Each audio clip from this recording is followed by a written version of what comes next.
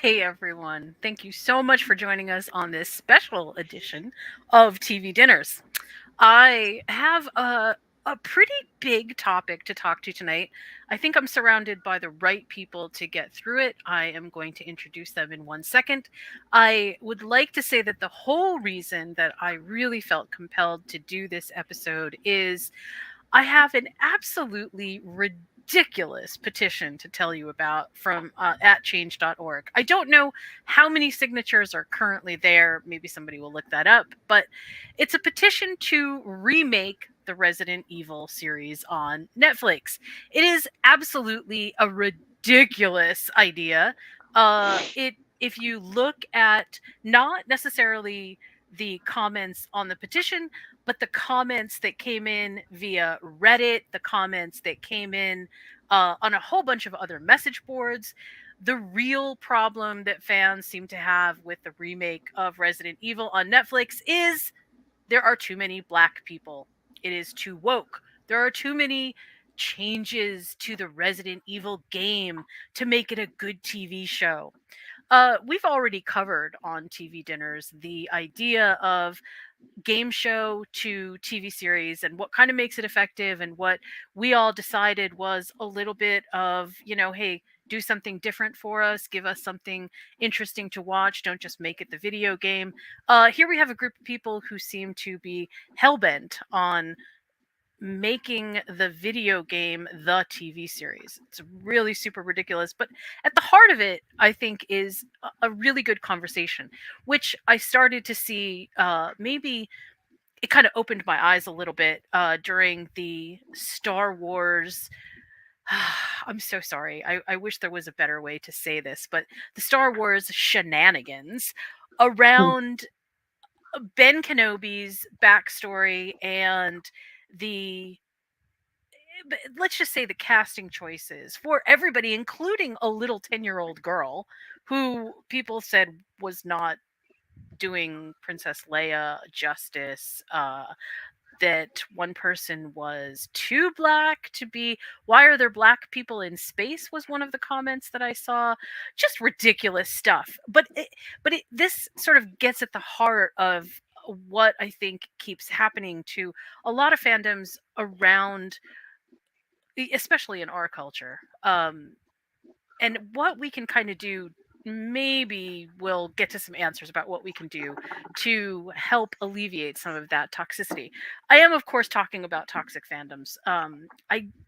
I started out thinking that I would say, well, here's how we can dissolve them. Here's how we can create something different. But, the more that I kind of looked into this, the more that I realized, buckle up. It's definitely going to be a conversation about how we are polarizing our entire culture around you're good and you're bad, you're woke and you're not, and what that fight really is. So, if that's not your kind of interest margin, you've been warned.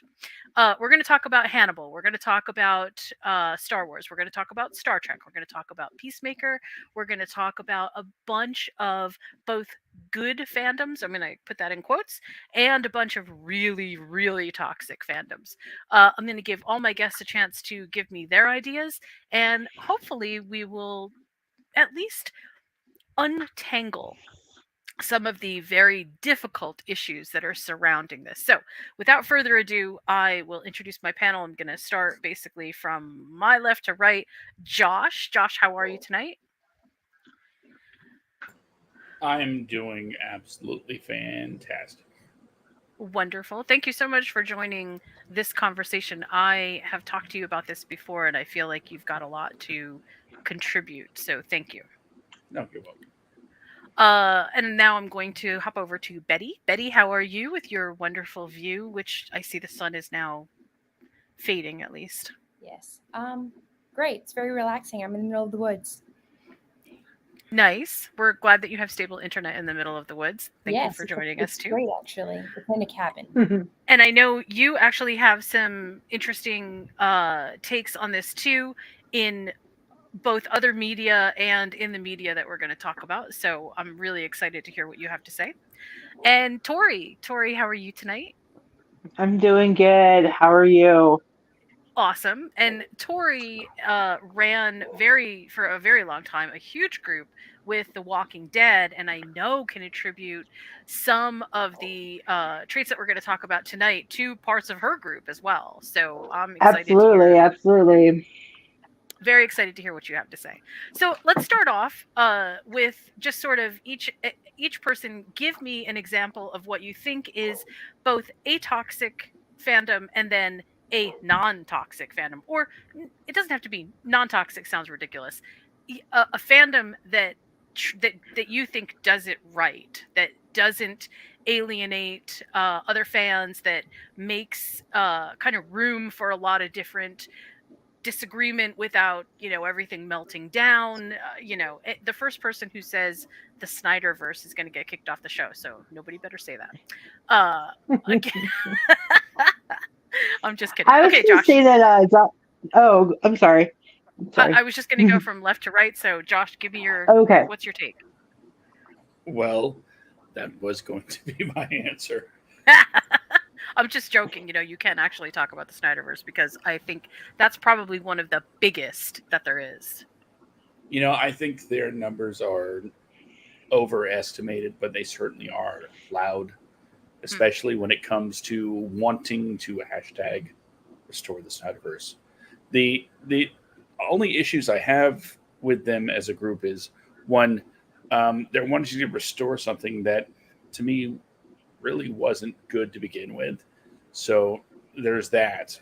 A lot of time and money put into it. The second thing that I dislike about this particular group of fans is their ability to come together. Usually that's not a bad thing, but in this particular instance, their ability to come together and review bomb anything that's not a Zack Snyder DC movie.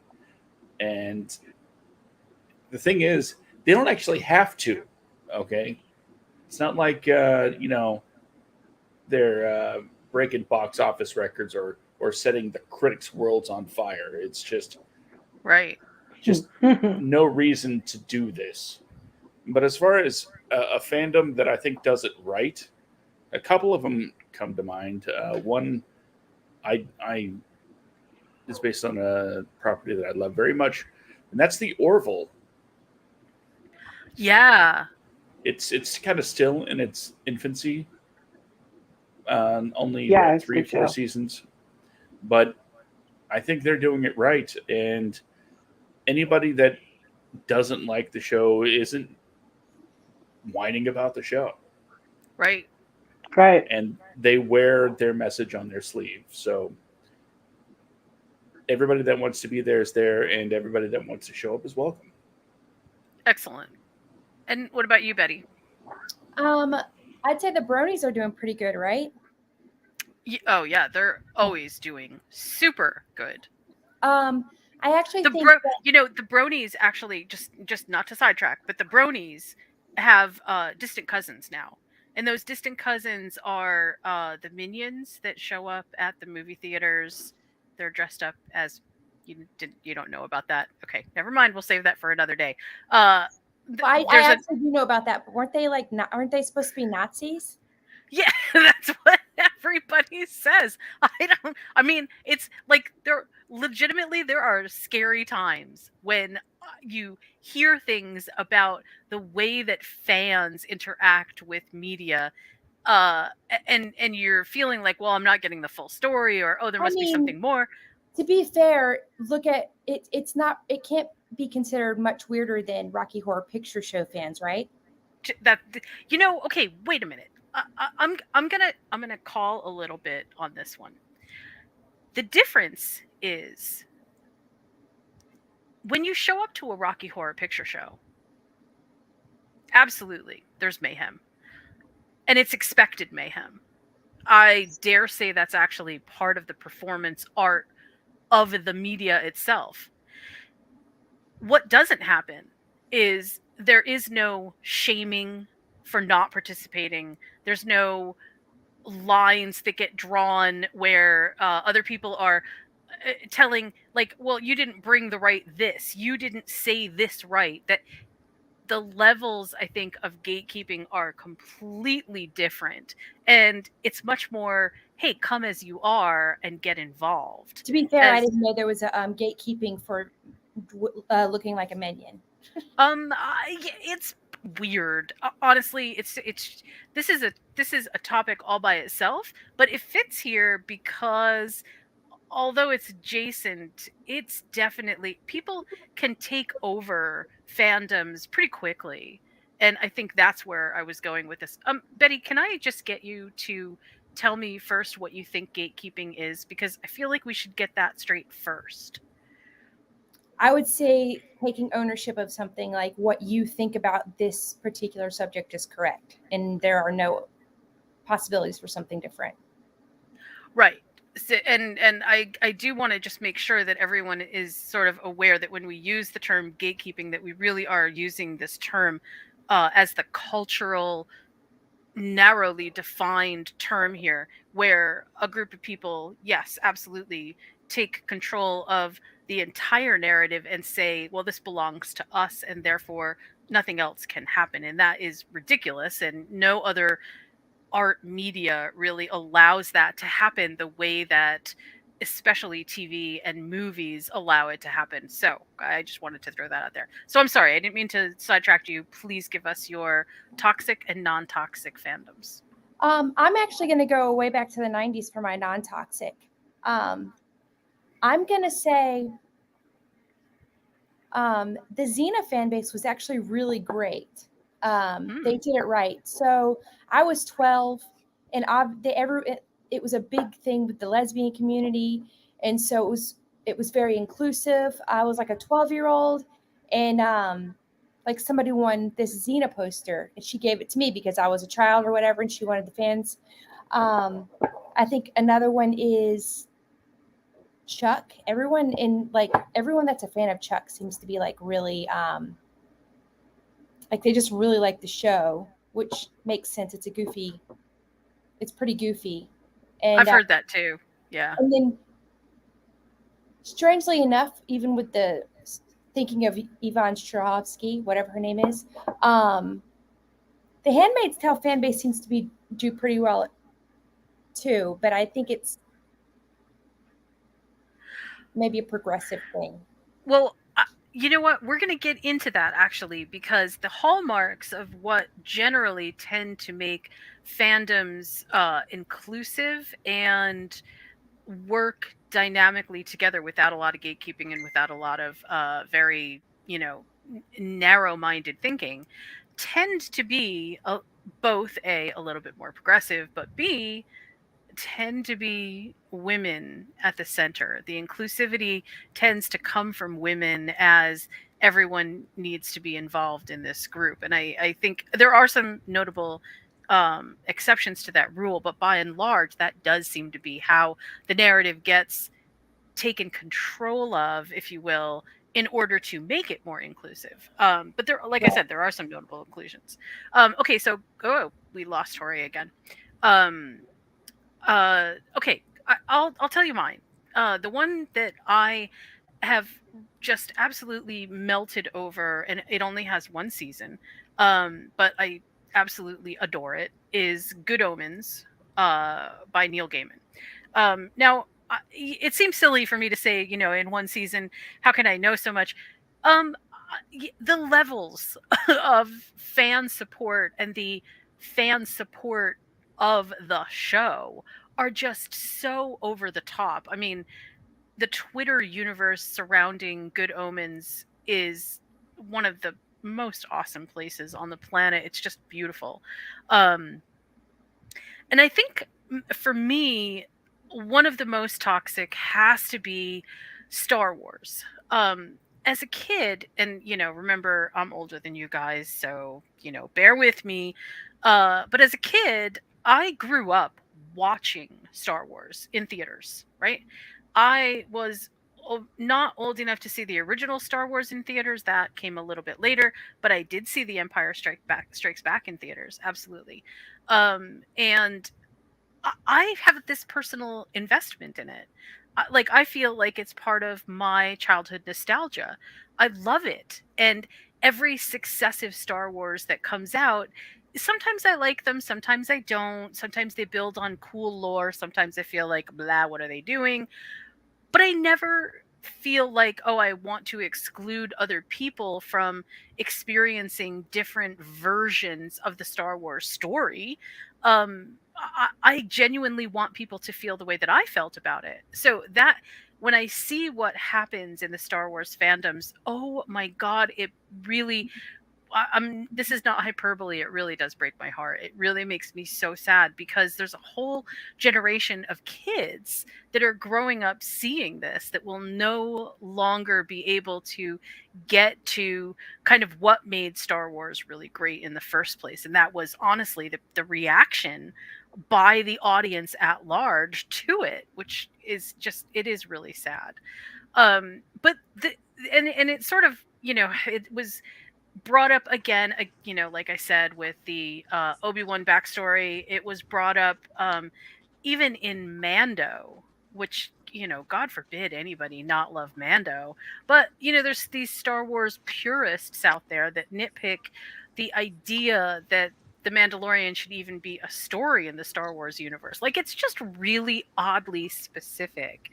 And I'm not saying that people can't have their own opinions about whether stories get made or don't get made, but the toxicity of pushing what they think is right or wrong, that's the problem. Tori, welcome back. Tell us what your toxic. Sorry, I didn't do sorry. it yet. What's that?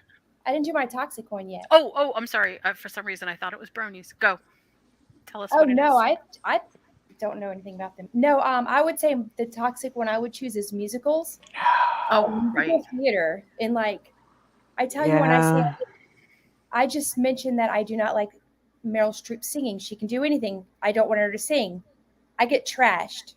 There's God. this whole thing in the theater right now. Beanie Feldstein was did Fanny Bryce in Funny Girl. She's Right. starring in that role. You have two sides. One side that says she was hired because of nepotism, and she's a big girl and gay. So they were like they just wanted that card. And the other side who were like it doesn't matter. They treated her poorly. And then you have Leah Michelle who replaced her, and everyone's like, she's a bad person. So everyone on TikTok is making fun of her because apparently um, there's a rumor going around that she can't read. And I don't really think illiteracy, whether you like a person or not, and being toxic to a person because you think they're toxic even makes any sense. Right. And then they're saying that the only, like, for instance, the only reason Ben Platt uh, got the role of Evan Hansen is because who his father is um, in theater, but he's one of the most insanely talented people I've ever watched perform. So you have Facts. people who, yeah. So you have people who are like saying who should play roles, um, like the type of people that should play roles, and then they're just attack if you don't have the same opinion on who you think they believe or what they believe. Like it just doesn't make any sense to me. In the musical theater community, I mean, they should know what it's like to be outsiders, right? Yeah, which I think segues pretty nicely into what I'm about to talk about. And that is that hate culture can exist anywhere, inside of supportive spaces as much as outside of supportive spaces.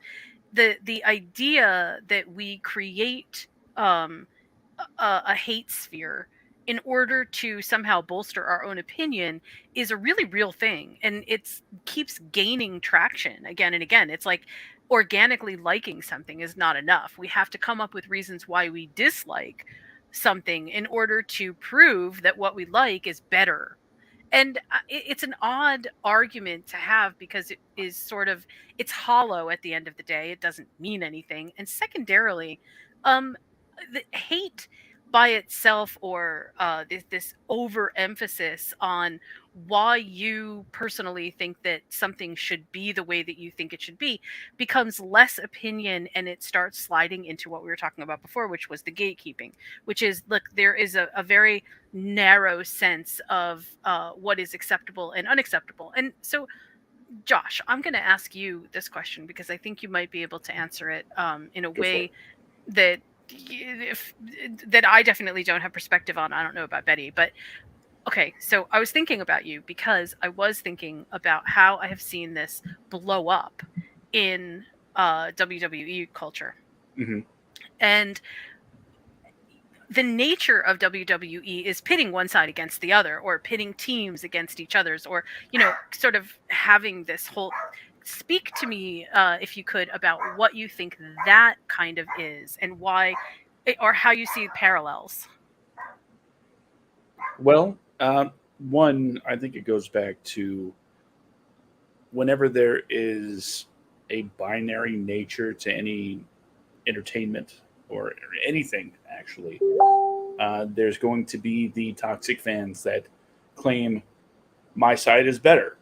Not at the moment, it's all about WWE and AEW. So there's one layer. Now, the thing is, up until very recently, the WWE has been a strictly PG programming, uh, what's known as the PG era.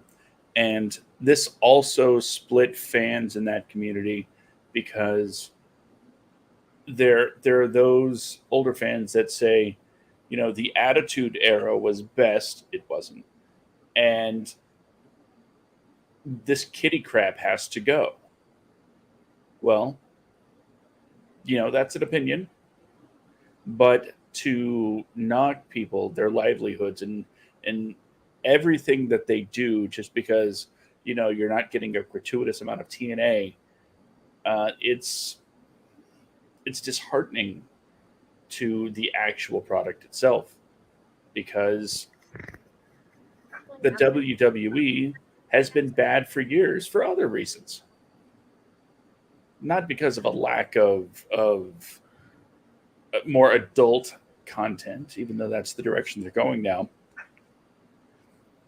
But to see it play out in Facebook comments and message boards about how who should be booked as what, and oh god, the ones that spend so much time on these dirt sheet sites, the insider information, the ones that want to know ahead of time what the plan is.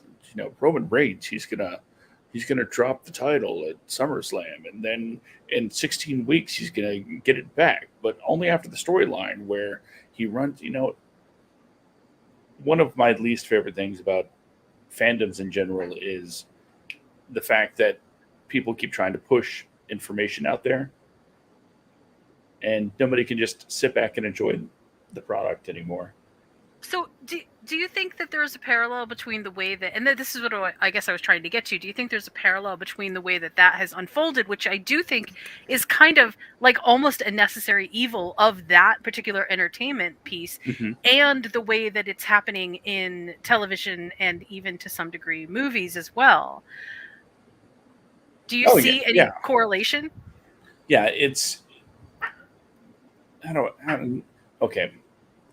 The parallels run very clearly, especially wrestling. It's a television product, but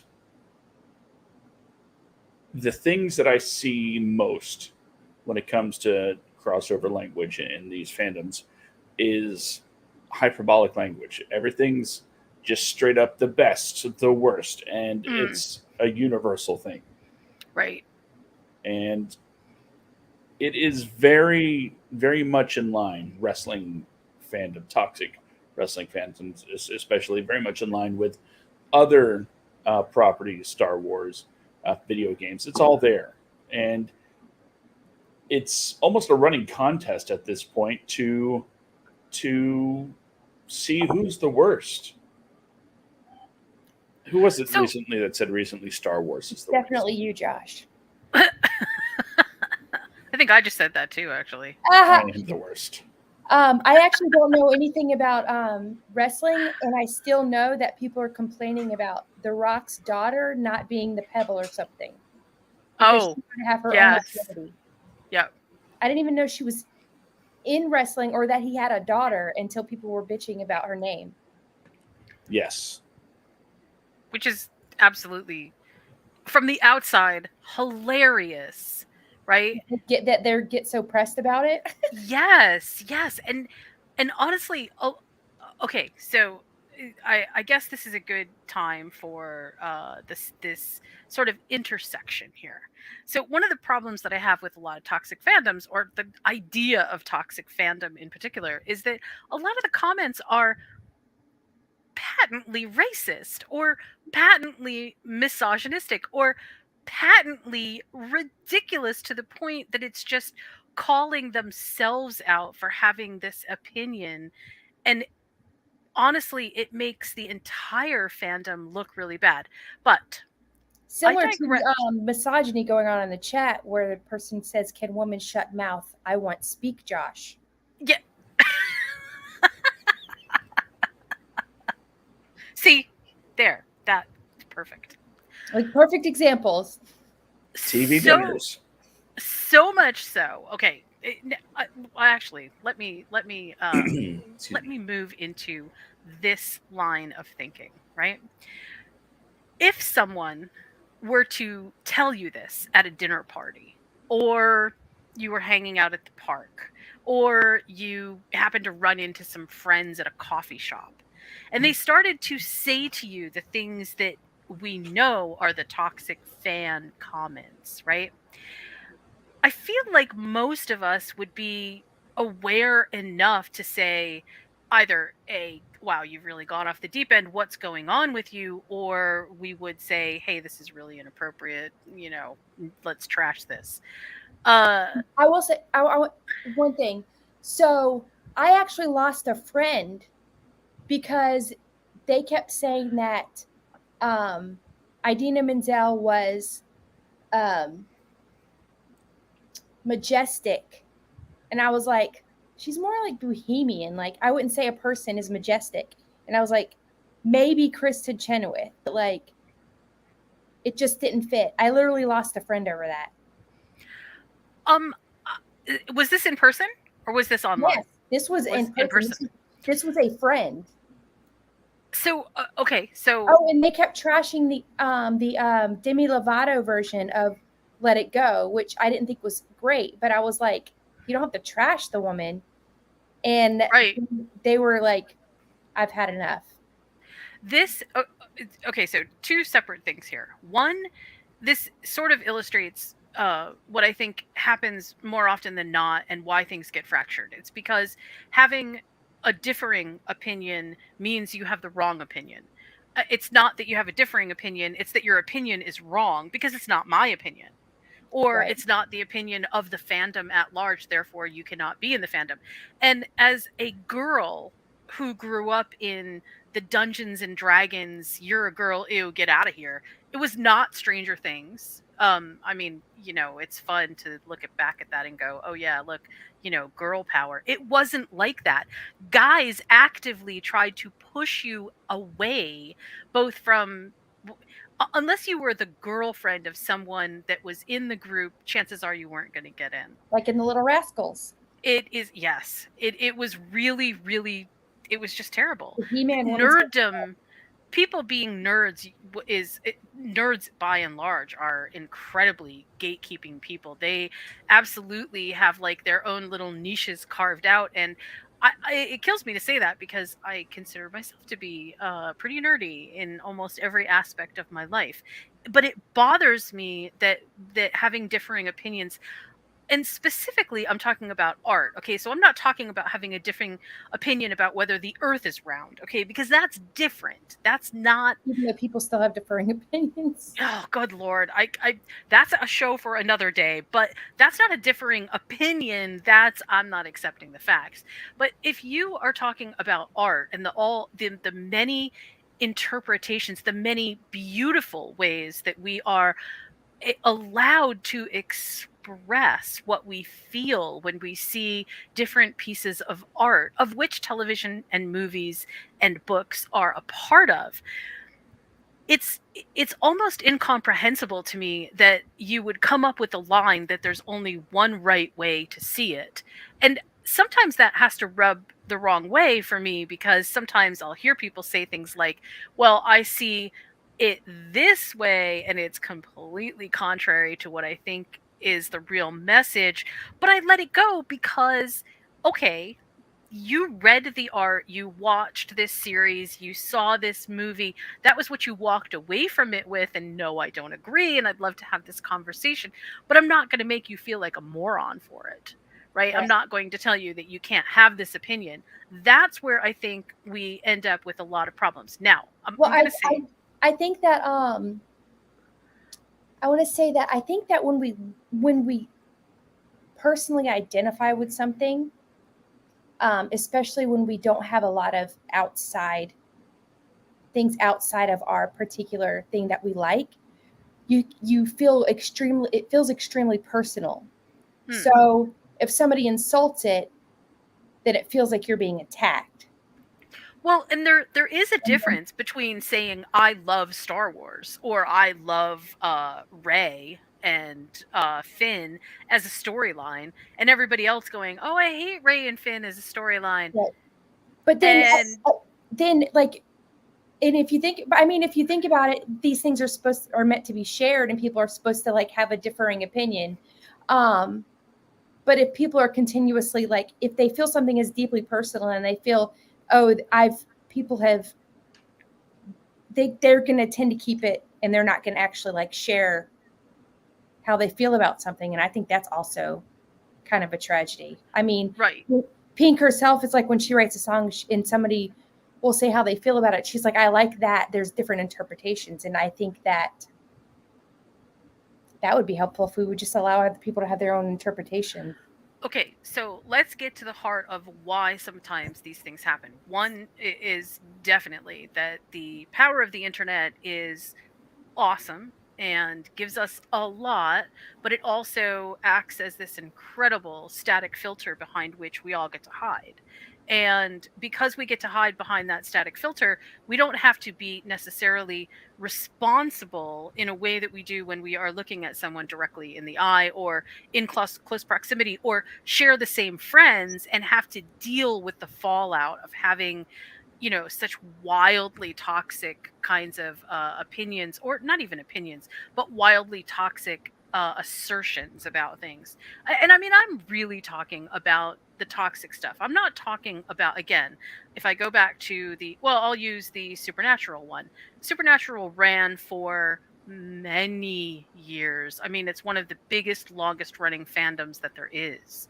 And the quote unquote Destiel piece to the Supernatural fandom is both the one of the strongest driving attributes of Supernatural and also one of the most contentious.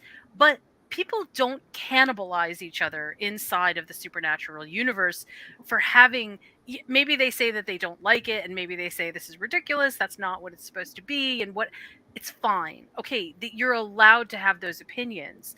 What I think, mostly, not always, I mean, I know somebody will tell me that, oh, Supernatural has this terrible thing to it too, and I know that, right? There are, but by and large, again, the fandom doesn't cannibalize itself in order to set the record straight. And that's what it seems like happens. I'll give you another example, because this is something that just happened recently, and this is the power of toxic fandoms as it relates to real world implications. Miss Marvel on Disney Plus, which is, Amazing. it absolutely is just stellar and stunning. And if people would just give it a chance, I really think that they relax and enjoy the actual entertainment method that is. It's just an amazing story. Um, there was a group of people, and it was fairly large, that tried to tank the Miss Marvel ratings over at Rotten Tomatoes and on, especially on IMDb, by writing in just really horrible negative comments. Um, it wasn't enough just to tank the rating, like saying, okay, well, I'm just going to give this a 2.1 or a 1 or a 0. It was, I can't let this go without saying, um, well, does this have to be a superhero from another country? Why do we have to have a superhero from a terrorist country? That was a thread line, I'm not kidding, that I saw about 15 times. Why do we have to have superheroes from terrorist countries? Haven't we learned our lesson that terrorists shouldn't be superheroes? So this sort of brings me to my next point, which I gave a lot of thought to after we had our sort of initial round robin kind of conversation between all of us, um, and that is, there's a I feel like there is a big difference here between what a story. I grew up understanding that a story is something more than just a beginning, a middle, and an end, right? A story is this fictive narrative that gives us an opportunity to both see things from different perspectives and possibly experience the world in a way that we haven't experienced it before. It may also reaffirm our own biases about the world, and that's okay. But by and large, it's really meant to put us in the center of something that we probably would never experience on our own.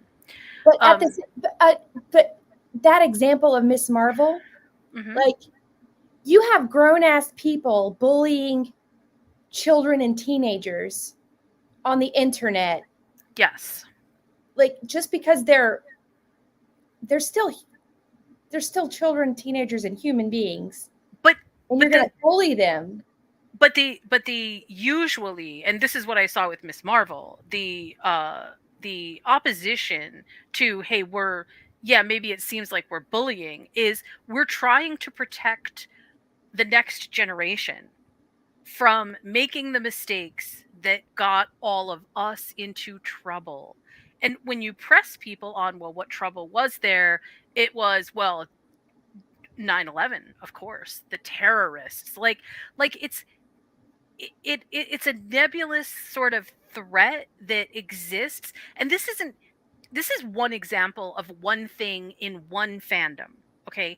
But there are numerous examples in numerous fandoms that run even worse, I think, right? Because, like, there are some roles that, I don't know if you remember the 007, well, it's still going on, but the 007 talk about putting Idris Elba into a 007 role, and Yeah, because I'm all just for it. absolute, God, the absolute flack and Because he's vitriol not that was white. spewed because he wasn't white, and 007 in his majesty's service would never be black, is, to me, that's the crux of And people were both, surprised that the monarchy was racist.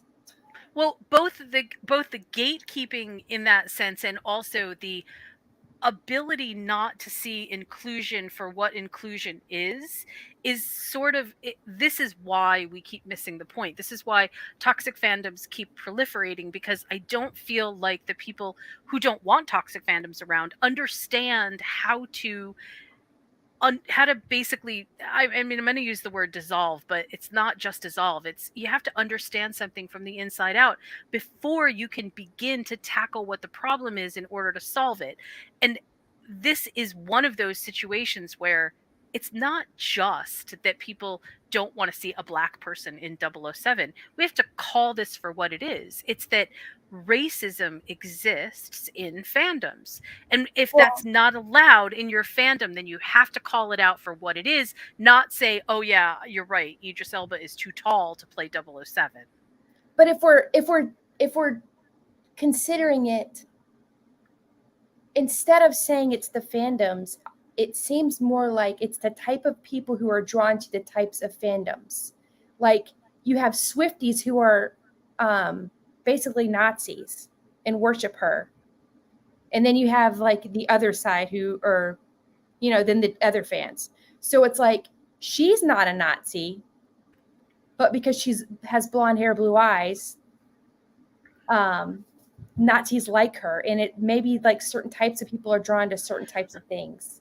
Well, that could be very true, and again, we're going to have this conversation when we start talking about The Boys in a couple weeks. But this is one of those situations where you have a group of people who believe that somehow iconically they have representation in some work of fiction, and then that becomes their rallying center point, or that becomes, hey, finally we have someone to hold on to. But I want to go back to this idea first uh about how the conversation about wokeness is a continual punching bag for toxic fandoms to use about why or how they believe that the fandom is being either diluted or wrongly represented or whatever.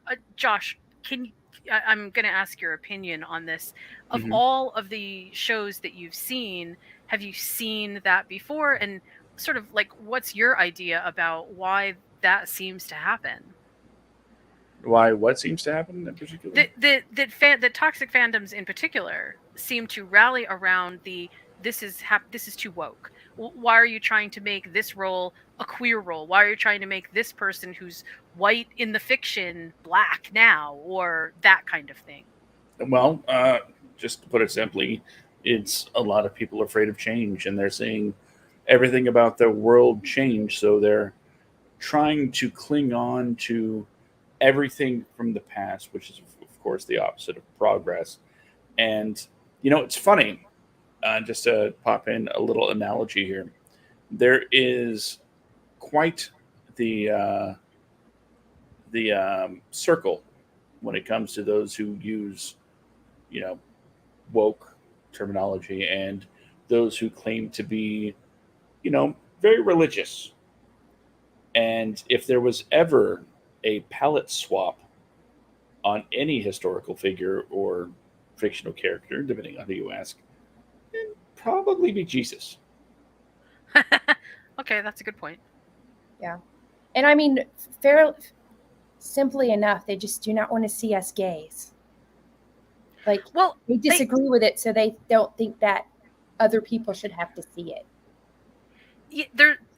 that is yes, and as a mother with children who that this is part of our family life, right? And as just from the perspective of this is part of my family life, it actually makes me really angry that, of course, they don't get to see what it is that everybody else gets to see in just basic representation. But I'm going to say something that my kid told me the other day, which is um, the idea that wokeness is somehow toxic to a group of people, that they think, well, this is going to this is a problem, that being, and I hate even the word woke, but there it is. um he said, I grew up my entire life with a very simple set of narrative fictions in front of me, and I still turned out the way that I did. And so it's not the fiction that created who I was. It was clearly something far deeper, something far more set in stone. This isn't about fiction. And the idea that we blame fiction or blame some kind, it's kind of the age old quandary about, well, do explicit lyrics cause more violence in society? Do video games cause people to go out and be first person shooters? And the answer is no, that's I not mean, what causes it. I mean, look at other countries. If that was a problem, then it wouldn't be the issue here. That's right. Well, that's And always with video games. and as we look at what a toxic fandom sort of encompasses, this idea that if we don't clear out the stuff that makes whoever the toxic fans are uncomfortable, and that's the only way to clean the fiction, it starts sounding just as crazy as I just made it sound. It's you this idea that somehow you're going to cleanse the fiction is ridiculous. Okay, so I'm going to talk a little bit about this, which is the shows that seem recently, and I'm talking about like within the past 10 years, because prior to 10 years ago, I didn't see these levels. I'm sure that it's out there, but I didn't see these levels. But in the past 10 years, I feel like we have a very good running history of shows that do it well. And one of the biggest reasons, which I alluded to before, is when a show's fandom is made up of women tend to be a lot more, first of all, they tend to be better shepherds of the flock, if you will. And they definitely shut down a lot of mostly controversial situations where I feel like men sometimes step up and egg to fight.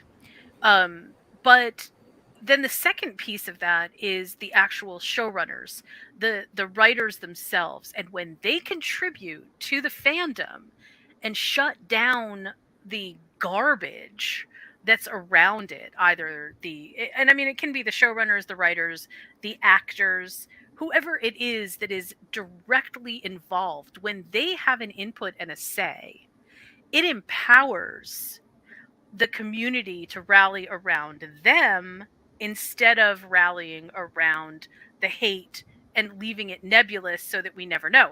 And I'll give you a great example of it. Hannibal, which I promised I would talk about. Hannibal and Brian Fuller I love Brian do Fuller. me too. I adore him. Deadline is the best. And if I can interject, even though again it's only had one season, and I know that there's a lot of interesting ideas around this, Peacemaker is also another one where it could be Peacemaker could be so problematic, it could be absolutely toxic, and it isn't.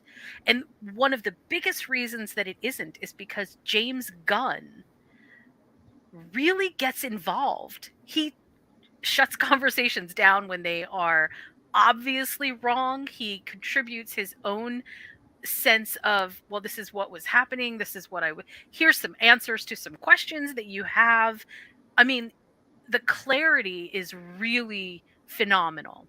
I run a group of people that love black sails. There's like, I don't know, about 10,000 of them now. And one of the biggest topics that is always a hot button is what happened to Flint, and why did they have to make Flint be gay or bisexual, or however you want to look at it. And it's to not understand that is kind of to not understand the heart of what Black Sails is about. And so, we're usually pretty cautious, or we have been very cautious about, not making people necessarily feel like they're idiots, while making sure that we tell people that this is an actual part of the show. Now, what inevitably ends up happening is someone will make a post and say, I hate all this woke crap, and I wish we didn't have to have representation even inside of pirate shows. And it's like, even inside of pirate shows, like that phraseology, which I've heard 100 times in the group, really annoys me, because it's not even in pirate shows. It's this is the state of, this is the natural state of things, right? And what happens, let me say, when I was a kid, okay, so when I was a kid in the 90s, being gay was like openly spoke out against. Like it was so bad. And so I loved the show Xena Warrior Princess. And my own father, the only thing he would ever say is, she's a lesbian. I know that guy. Yeah. We have the same father. And so like you have all of these people talking about how like Xena Warrior Princess and Gabrielle are lesbians. And I'm here defending them. And they're not lesbians. And like, I'm a lesbian now. But I think one of the issues that I still have with that is the only time it was ever seen as good, it's like you have this community who has like finally has role models that they haven't had before. But then it becomes like a joke on the show rather than like taking it seriously. And yes, everybody on that show is supportive of the community. And they kind of had to do this. They actually had to play tongue in cheek with it to get it on the air. And then the only other people who were actually, and then it was sexualized. Which So it's which like, is hilarious because the counterpart of this, which is the Hercules saga, exactly. with Iolaus, did not even have to cross that bridge once. And Exactly. and the it's stunning to me that we have both of I'm those. so conflicted because, like, I don't like the sexualization of it. I don't like that they didn't make a decision and go with it. And so I either want them to be lesbians or not. And rather than like it just because they're went and I like, because I think friendships are a big deal too, which is I think one of the reasons why that show was so great and has such a good fandom. But like, it's tough when you're stuck between being a lesbian and like appreciating representation and then not actually getting representation and then being like sexualized for it. It's like you can't win. Right. And okay, so so the third part of this, which I think is also Therapy. kind of fits or segues into this, is the the fans, when they engage with each other in supportive ways, which is what happens with Hannibal, which is what happens with Peacemaker. The fans, by and large, post videos, post TikToks, post tweets that specifically call each other out in ways that are supportive of each other. I don't know how many Peacemaker dances there are on Twitter and on TikTok, but it's many. I don't know how many people do the whole okay, let's talk about Hannibal and Will Graham, and let's say without saying what we think is really going on here. What is happening to Hannibal and Will together inside of this relationship that they have? It is not it's such an interesting universe to be a part of because people are willing to explore things. Let me say first, just to clear this up, right? Hannibal is a cannibal, right? He's eating people and killing people So in arbitrary, terrible ways and really making a mockery of them throughout the series. I mean, he loves the display of the human body in all these different ways, right? Whether he's encouraging a serial killer to do it or whether he's doing it himself.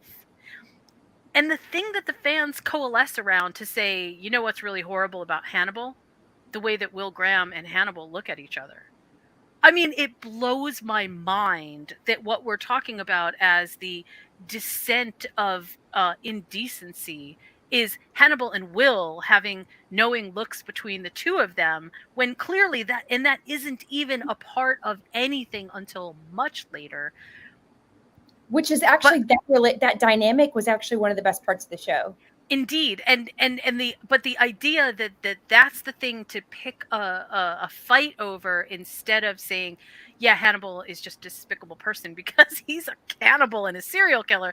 No, that's okay. It's okay for him to be a serial killer and a cannibal. It's not okay for him to in any way, shape, or form even imply that he might be bisexual or gay. Hannibal is definitely bisexual. And it is just But, like, Hannibal is asexual. clearly. I don't even think that. No, not asexual. Wait, what do you call that? Not asexual. He's what is it with he Hannibal is sexual with, I think, so many different on so many different levels that it transcends just gender. Yeah, It's I get not that. just gender because So, Hannibal's and Like- pansexual. Thank you, Josh. I don't know why that escaped me, but thank you for that's it. It's pansexual. He I think Hannibal homosexuals are bisexual. Hannibal actually finds sexual enjoyment in things like arranging bodies in certain patterns. I mean, he as much as said so in the series. And the same thing, I feel like this is what makes that series work, though, in the same way That's his art. Yeah. in the same way that Peacemaker works. both James Gunn and Brian Fuller are very active members of their own fandoms. They encourage them, they enrich them, they give them little snips of information, they tell them what they were thinking when they were creating the characters, they, offer lists of music that inspired them, things that make a difference in the fandoms in order to sort of understand perspective, all of a sudden then clear up all the murkiness, and there isn't a lot of room for the kind of hate culture that exists in other fandoms, right? Well, think about, okay, but I also think about the, like, imagine fandoms like Joss Whedon and Nathan Fillion. They kind of go in the same circles, right?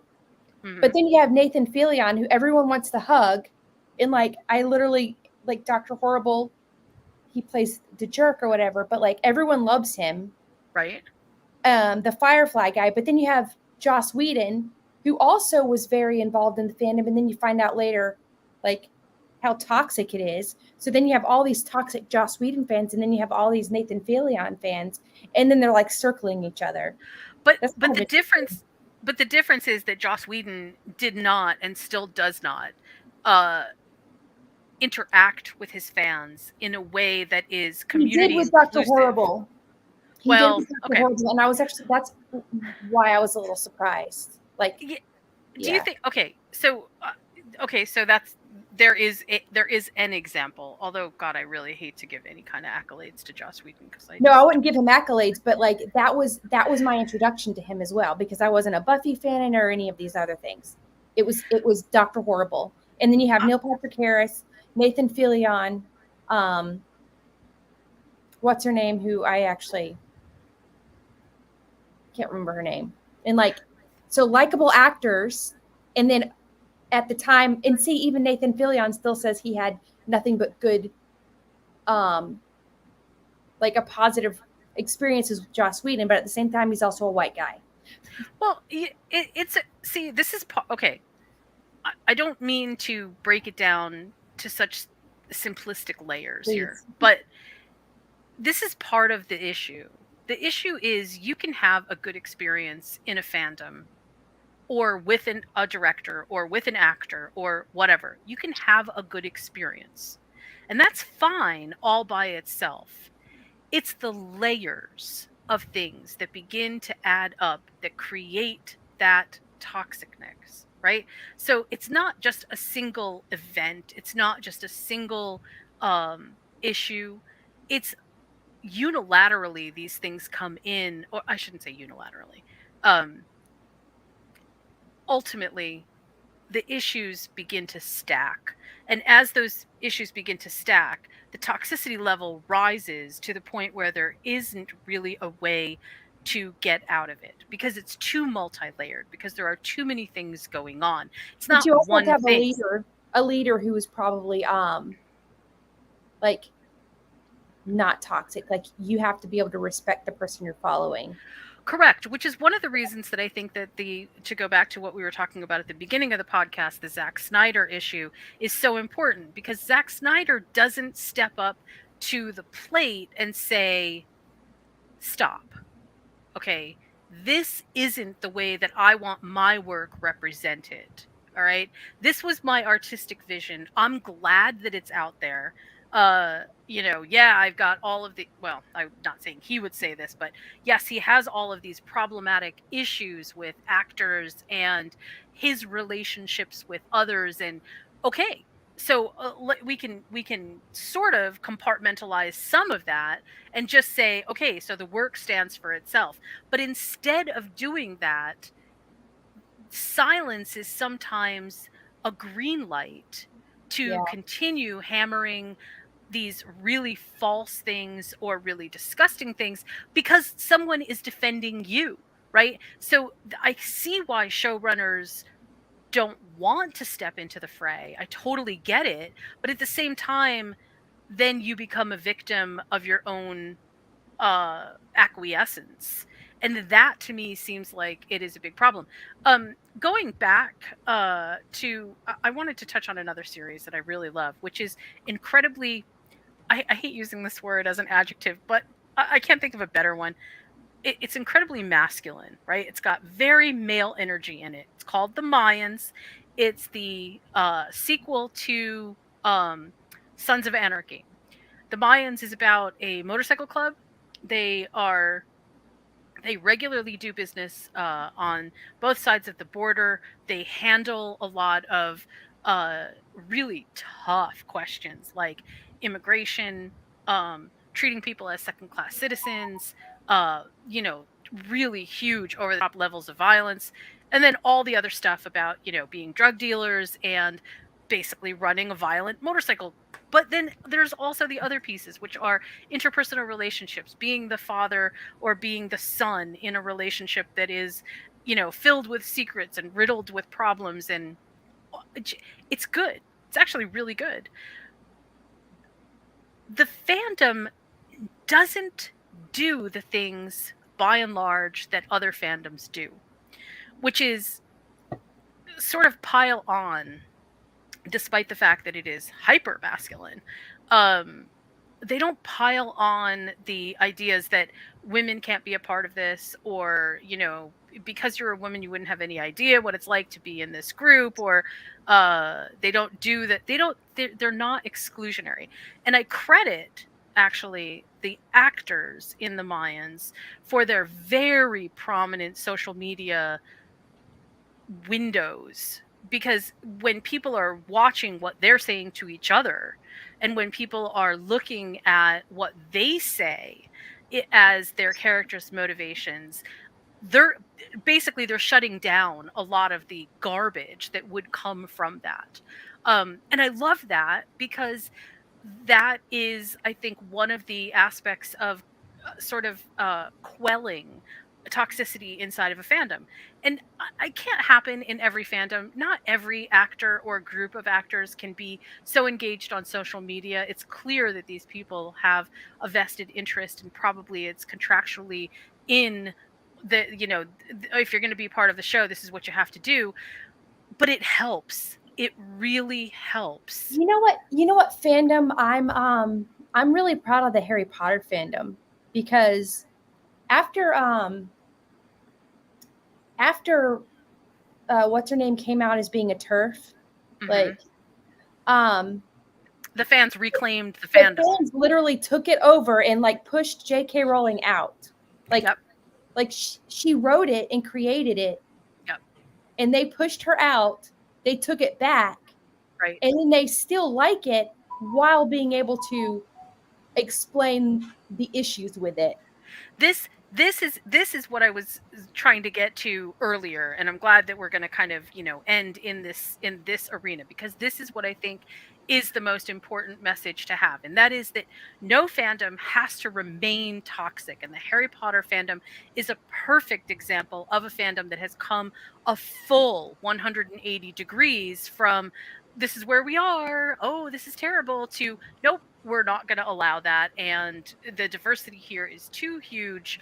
We want this fandom for ourselves. So even the creator couldn't shut it down. And that, I feel like, is a really important message. So one thing, because I'm a content creator myself, right? One thing that I want to make sure that I say in no uncertain terms is that while as an artist, it's not your job necessarily to interpret what your audience will or will not take from your art, because that can be very subjective. I doubt Van Gogh knew what people would be thinking when they saw Starry Night. Okay.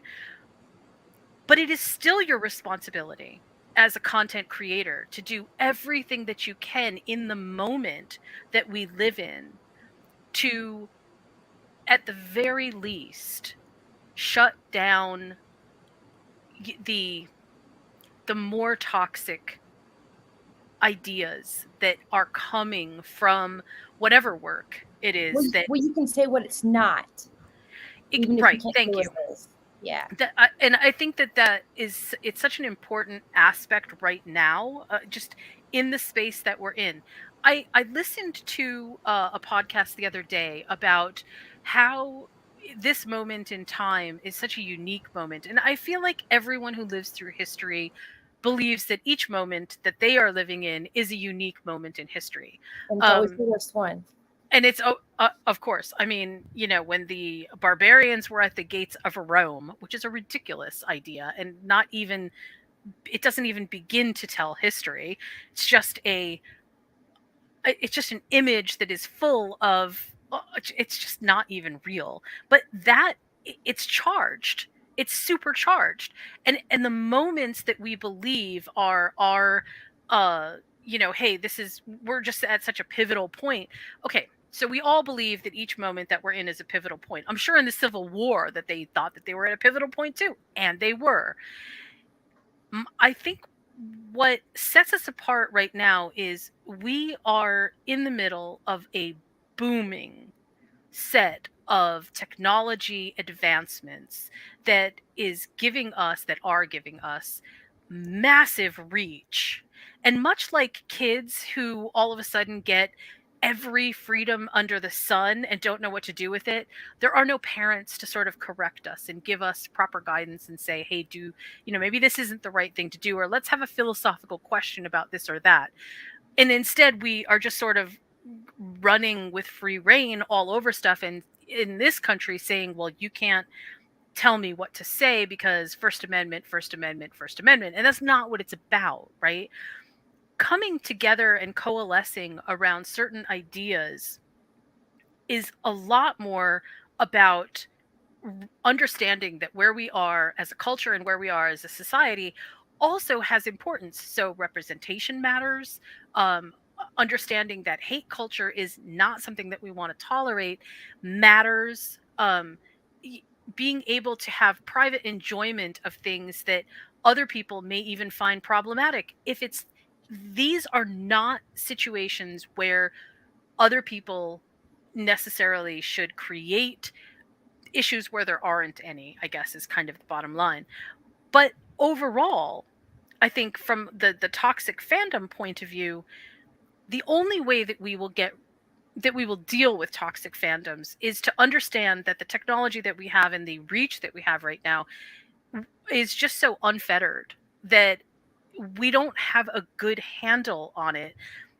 And so we can't just say, well, shut down this conversation or don't participate in this conversation. It's going to happen. It's there.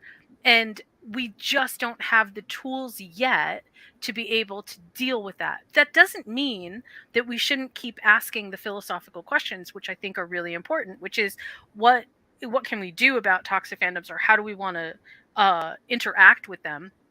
How do we want to be treated by and large inside of fandoms, and then what are the best ways to handle hate and hate speech?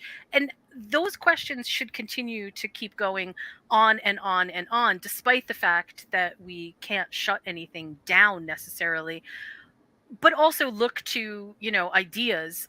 And I have to say, there's one last one that I want to talk about, which unfortunately it was canceled after 2 seasons. But I don't know if any of you all saw the show Gentleman Jack.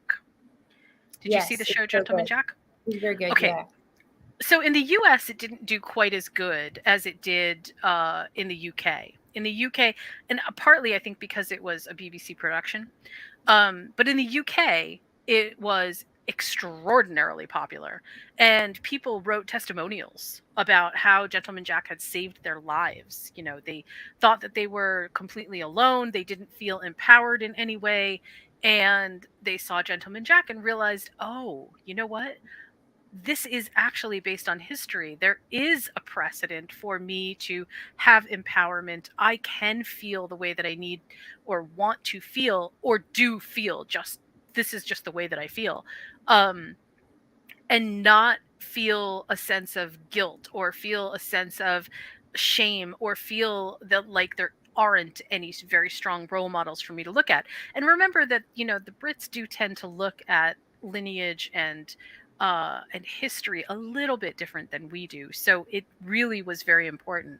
But that fandom coalesces around the idea of positivity. They do not coalesce around the idea of negativity, or um, that somehow there's something wrong with the representation in history or anything like that. They absolutely look to a very positive representation. And I feel like that is also a really important role going forward, because if you contrast what's happening with shows like Gentleman Jack, which again, unfortunately didn't get a third season, but if you look at let's say Good Omens, where the two main characters clearly have a love affair.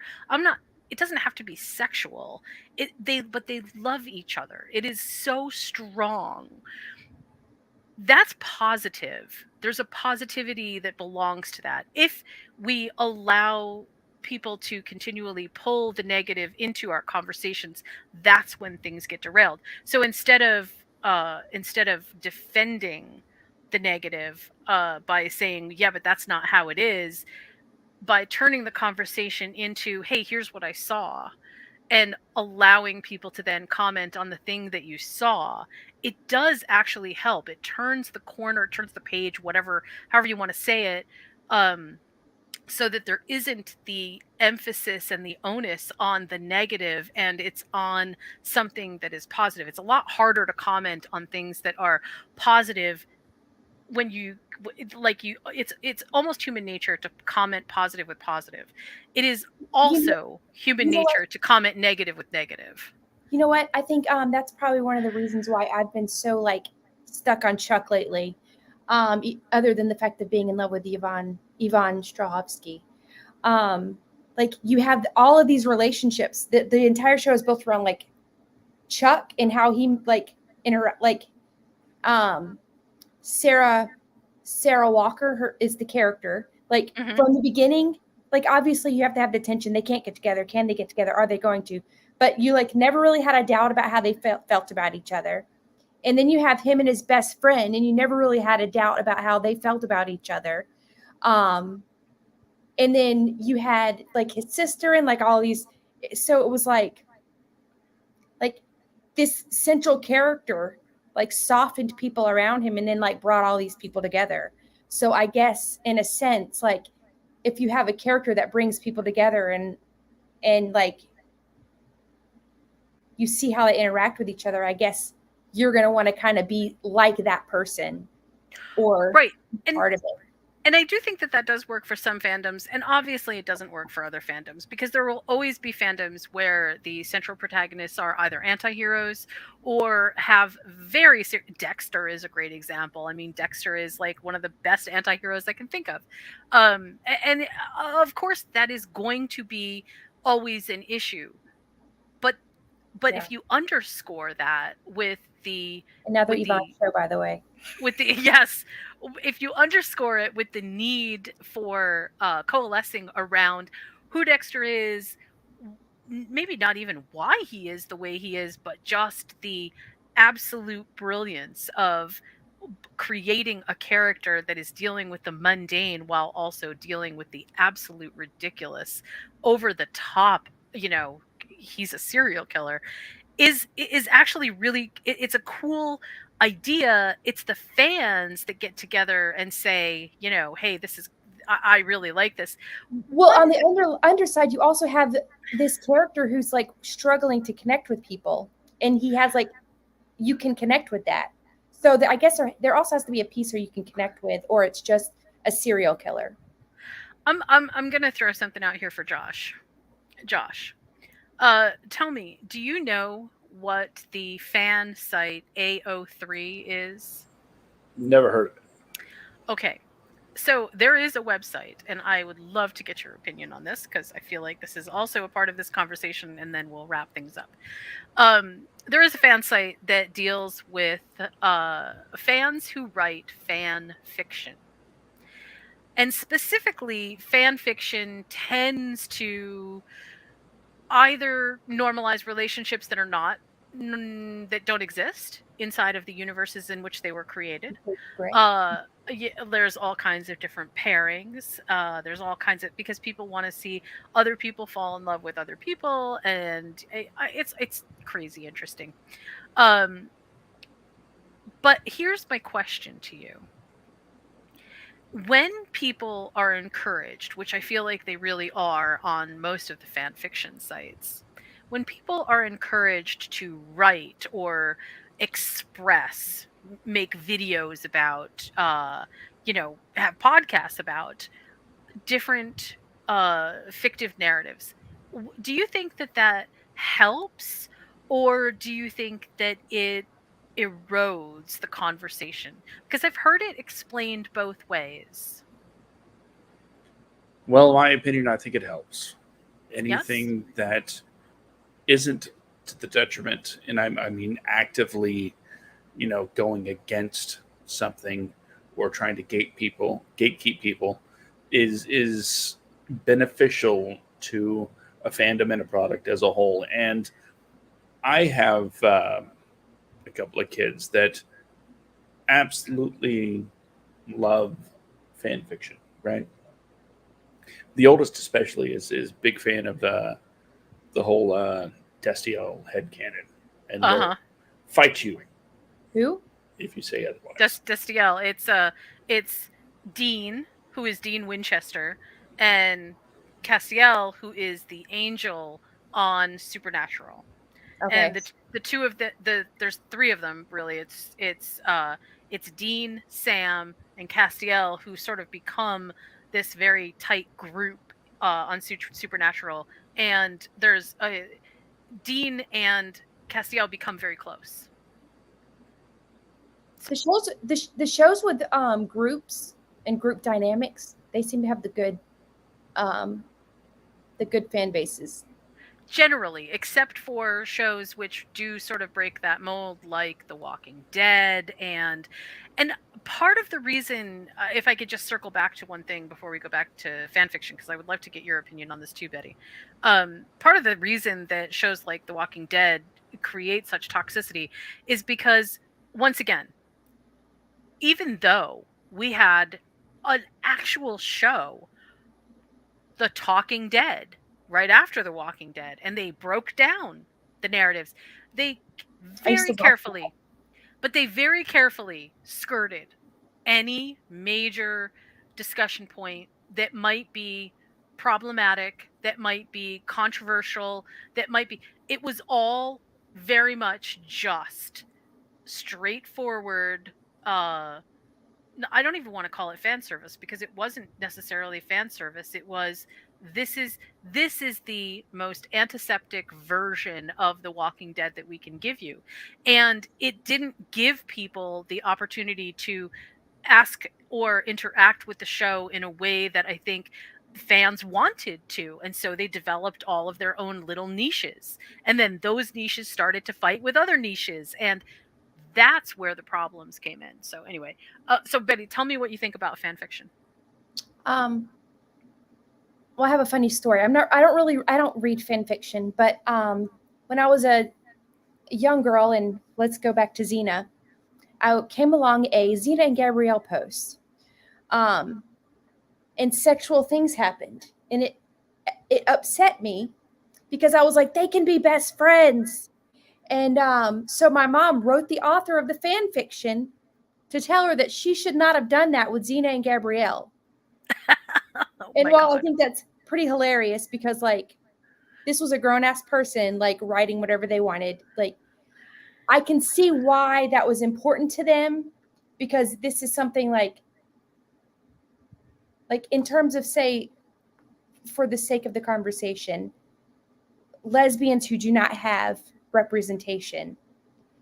Well, you can kind of take the subtext that was created from a show and you can give yourself, like you can satisfy your own like need for that, and then also help other people see that represented in these characters that they care about. So I think it's more helpful than harmful, as long as it's not going in the other direction and like being harmful of those subtexts, if that makes sense. Right. It does actually. I think it does make sense. Um. So overall, I this didn't even begin to scratch the surface about the the true nature and levels of toxicity that are in fandoms. However, the beginnings of every conversation about things that are problematic usually start with just identifying what the problems are. And I feel like if we watch for some of these signs, at least it gives us something to both be aware of and maybe interact differently with people when we see it, so that we don't create more of a problem than there already is.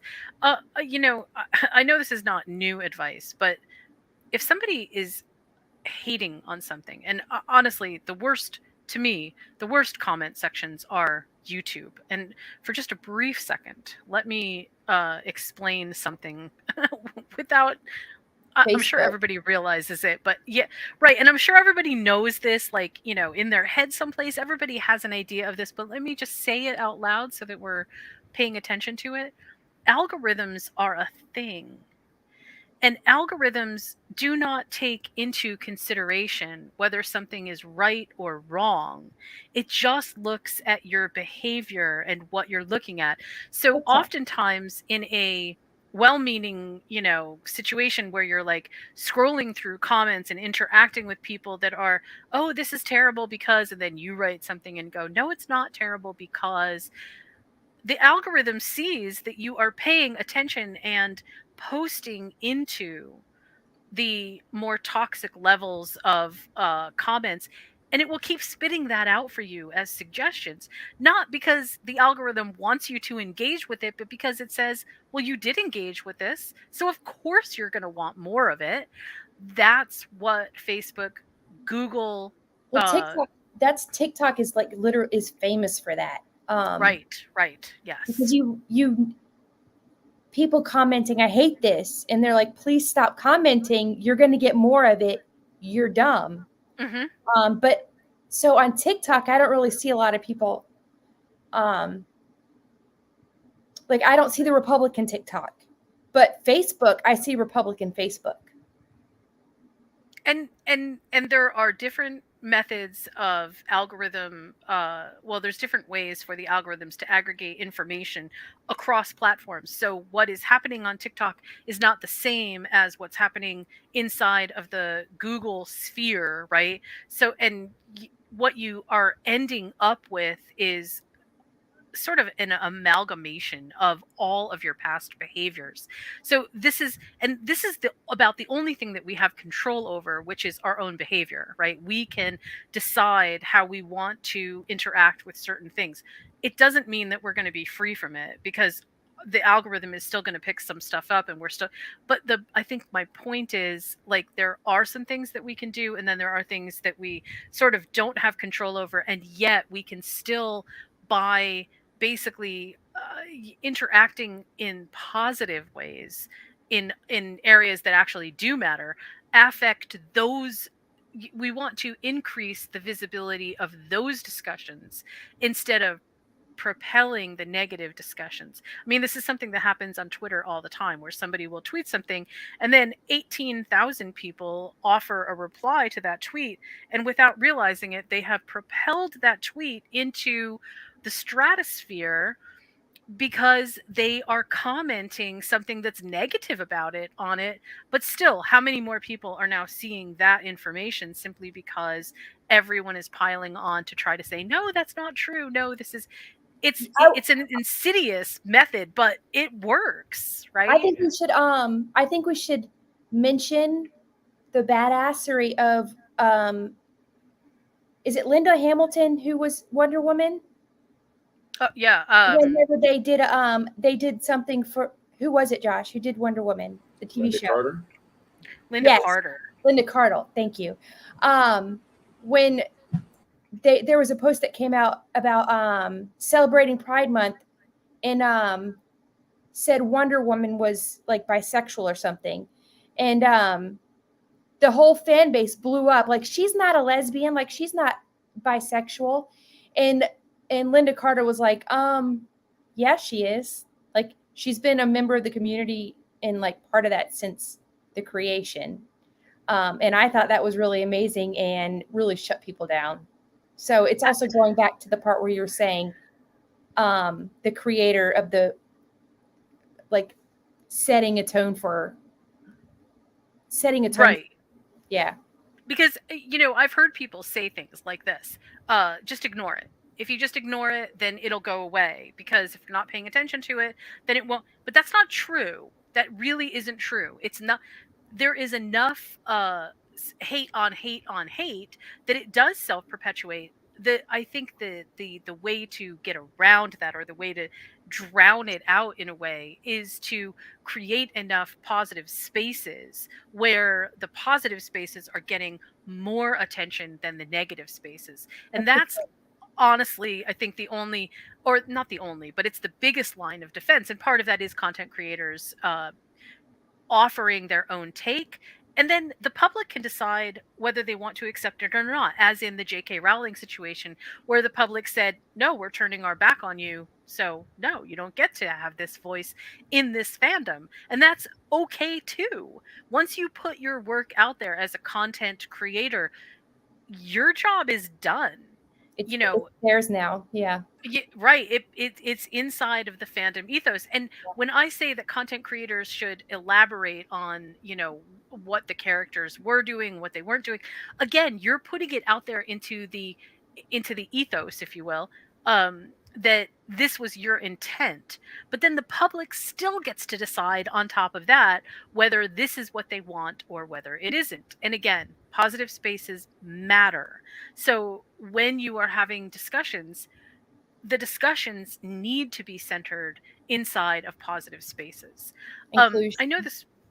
I know this went super long, and so thank you all for bearing with me here.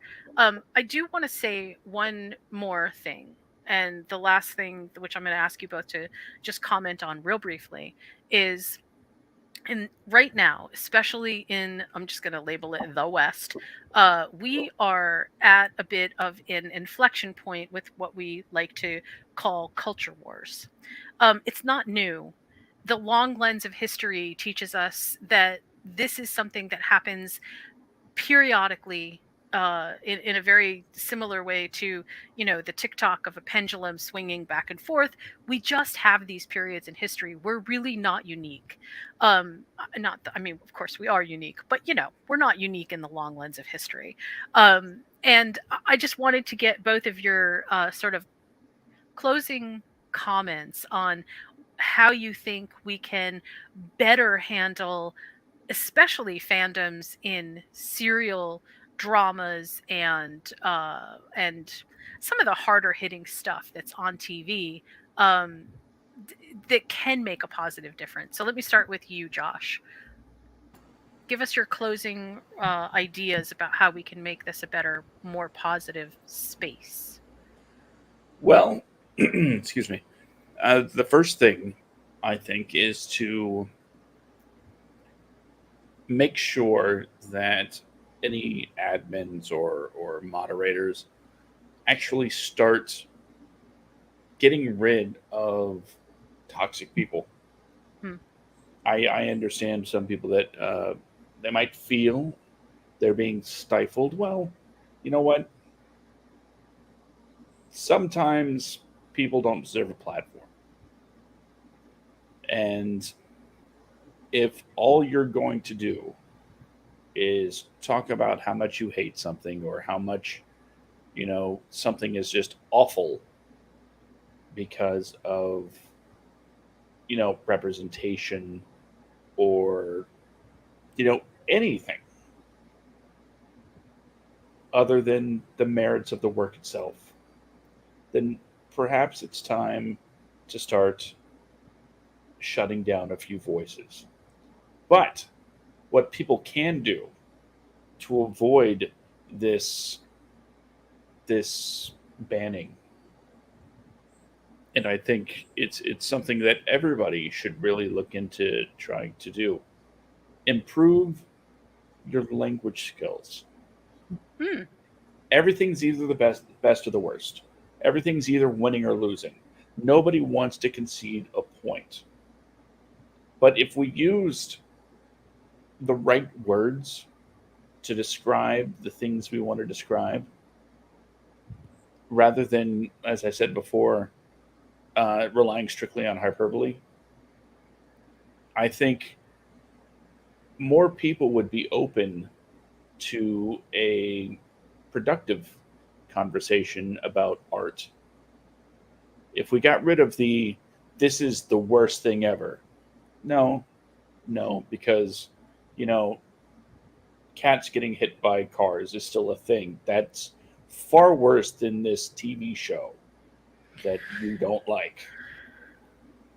If we could get rid of that language and replace it with, just simply replacing uh, hate and worst or even best, and make sure it is replaced with, you know, things that reflect an opinion rather than trying to state absolute fact. Everyone's trying to put their individual facts out into the world and not their opinions, and I think that's one of the biggest downfalls of people right now through social media. Everyone's not entitled to their own facts, but opinions are fair game. That's a good point. What about you, Betty? I think you said it earlier. The only person you can control is yourself. So I think we need to start taking ownership of our, speaking in the fandom language, we need to take ownership of our fandom, and we need to take ownership of like even the toxic people in that fandom. Like it's similar to, I would say, race. Like just because um, I do not consider myself to be racist doesn't mean like I'm any better than this other white person who might be doing something problematic. So we kind of have to do the call out, call in thing for people in the fandoms. Like you take ownership of your group because this is what you think it is. You call this person out for undesirable negativity, and then sometimes you call them in or whatever. I think that's whenever you pull them aside and say something. And I think eventually it turns into like a Harry Potter situation. Like the positivity actually pushed out the creator. But I think part of it is actually taking ownership of the fact there are negative people in your group. They're not a them and you, because then you just create separate factions as opposed to Right. uniting your actual like fandom. And if they can't accept that, then they'll eventually, I think, be pushed out. I think that that's actually a really good point, and mm, I would say that my closing argument statement is that we all, similar to what Josh said, we all need to employ better critical thinking skills about our entertainment and art. I feel like what has transpired over the past 2 decades or so is we have created a world where our entertainment is so much more of our everyday lives. We identify actual personalities through in through ourselves. Like we have actual vested possession and interest in certain fictional either storylines or characters, and we are extremely possessive about them because they make up so much of our actual leisure life. And it hasn't always been this way. So, again, that's something new that we have to sort of understand, rally around, and feel like we've got a good handle on. But the second thing is, and I don't mean to sound highbrow about this at all, but we need to employ better philosophy about our ideas when it comes to engaging other human beings over fiction. Human beings will always be more important than any fictional world ever. And I say that as a writer, I say that as someone who relies on story for most of the passion that drives me forward. Um, as a former film student, as someone who has studied Joseph Campbell, story is everything to me. But I still recognize at the end of the day that human beings are more important than any fictional character that there is, because human beings are here now. It is who we have. This world is made up of human beings. So as much as we enjoy our fiction, as much as we want to uh, express all of our adoration for our fiction, and our maybe our dismay, maybe our frustration, all of those emotions that go into it. As much as we want to convey that to other people, we have to do it always with the lens of we're talking to human beings first. And through that lens, hopefully we should be able to at least see each other for being who we are, and then for what our opinions are. Like, that to me feels very important. um, so I want to thank everyone for being a part of this conversation. I really enjoyed it very much. I feel like we covered a lot of ground, and I know that there is still so much more to talk about. Hopefully on our subsequent podcasts we will sneak little pieces of this here and there in. Again, I know that there is a ton to sort of uncover, and maybe even keep continually come up with new solutions. But for now, we next week are going to be talking about, what are we talking about? Josh, what are we talking about next week?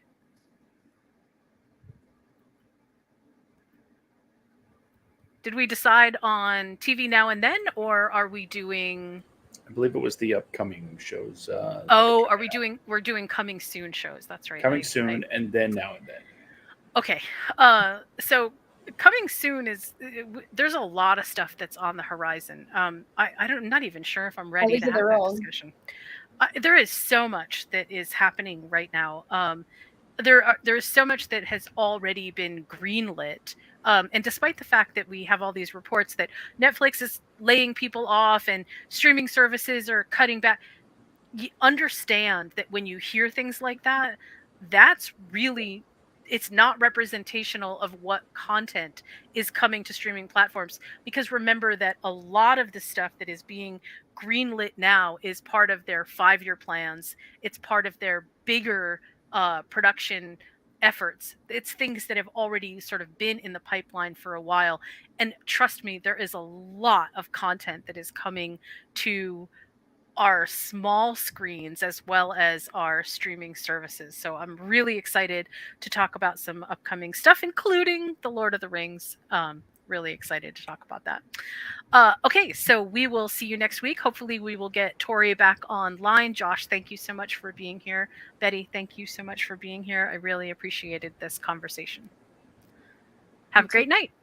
Bye.